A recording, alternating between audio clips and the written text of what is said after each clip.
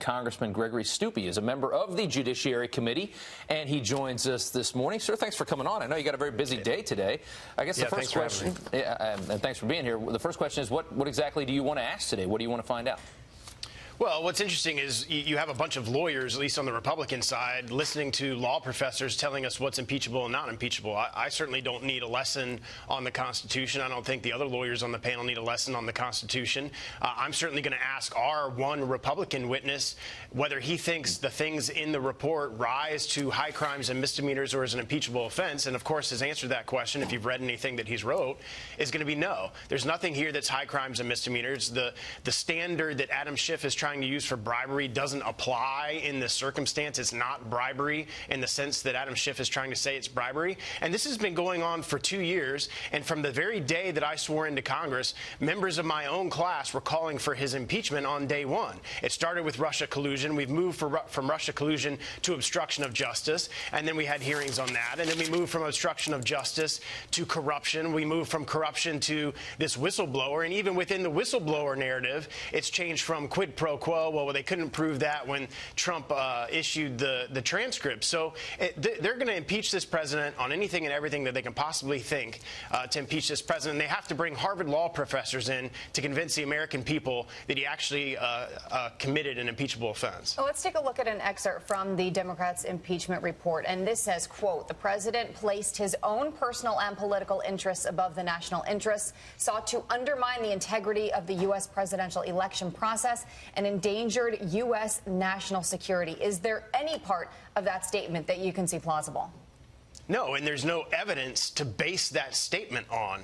It's I thought, I presumed, hearsay. There's no evidence to base that statement on. And that's one of the frustrating things in this process is Republicans are dealing in facts and Democrats are dealing in what they think was going on and nuances and hearsay evidence. Well, that's not, this isn't what would happen in a court of law. Murderers and rapists would get more due process than the President of the United States is getting through this entire process. He hasn't been able to call witnesses. The Republicans haven't been able to call our witnesses that we want to call, and he hasn't been able to cross-examine, his counsel hasn't been able to cross-examine witnesses, and that has happened in every other impeachment proceeding in the history of our nation. So only one of the four that you're going to hear from today is going to be defending the president, as you said, Jonathan Turley. He just had an article in The Hill a few days ago when he talks about the comparison between what the president's done here and what Nixon did. One of the lines is the Nixon impeachment began with a felony crime with the Watergate burglary, then swept to encompass an array of other crimes involving political slush funds, payments of hush money, maintenance of an enemies list, directing tax audits of critics, witness intimidation. Do the Democrats, in your opinion, lose a lot of credibility when they say that what the president has done here is somehow worse than Watergate?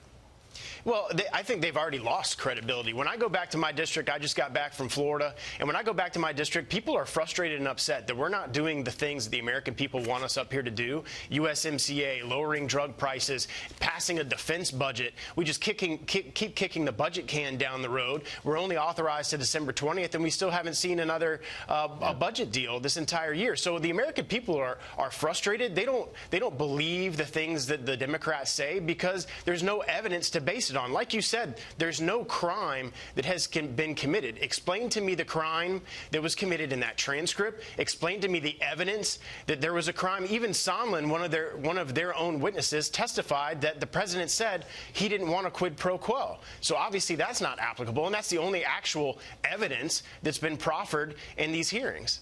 Well, Congressman, we know you have a busy day. We will certainly be watching, and we will keep everyone updated as well. Thank you so much for joining us. Yeah, thanks for having me. Have a good one.